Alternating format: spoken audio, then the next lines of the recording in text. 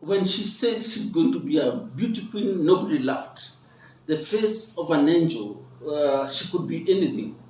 Here I'm talking about Emma Emily.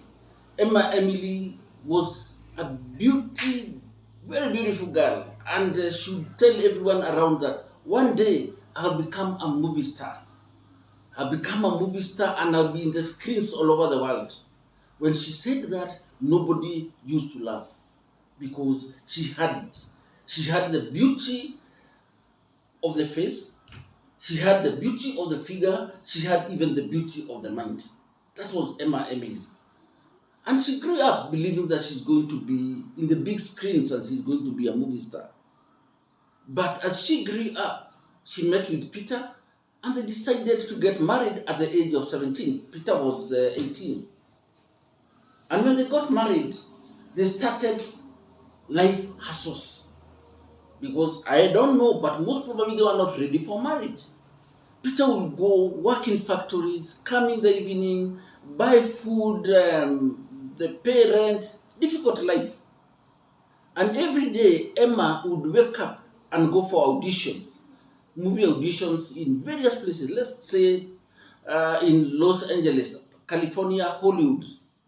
But nothing used to work. She would come home desperate. Things are not working. And she continued this unrelentlessly, but nothing never used to work. And Peter would go home and see Emma Emily crying behind the room, desperate, unhappy. And he'll tell her, you will become a beauty queen. We are going to work hard. I promise you. I'll make sure one day you are in a silver screen. But in the course of time, one evening when Peter was coming home with bread and and a chocolate that Emma used to love, he found the door open ajar. And he wondered, what's happening? He stepped inside the room, and when he stepped inside the room was quiet and cold. Quiet and very cold. And he said, Emma, Emily, where are you? No one replied. And as he walked towards the bed, he found Emma Emily sprawled there with her mouth foaming, that is some white foams. And when he went close to her, he touched her and he realized that Emma Emily is dead. But down there on the cold bedroom floor, there lay a letter. And that letter read, Darling, I love you. Darling, I love you. But I can't keep on living on dreams again. I can't keep on living on dreams again. Bye-bye. Darling Peter, I loved you more than anything in the world. And Peter, of course, cried, Emma, Emily, you have left me. And that is the story of Emma Emily, who died young before she achieved her dreams. I want us to ask ourselves this question, because this question and this thing is happening outside there to most of you. You have not achieved your dreams. You try, you work very hard. You start businesses, one business after the other, they fail. You get married, you realize this is not the kind of marriage I wanted. You want to opt out, but you can't opt out because you have babies, life has changed. And life is not working for you.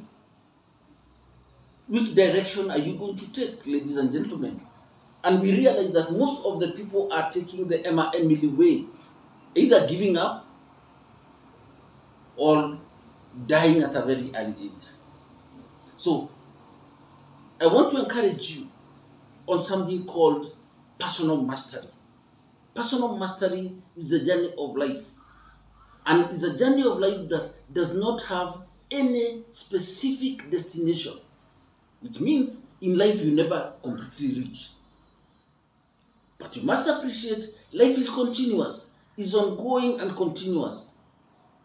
But for you to succeed in life, appreciate that you have individual responsibility.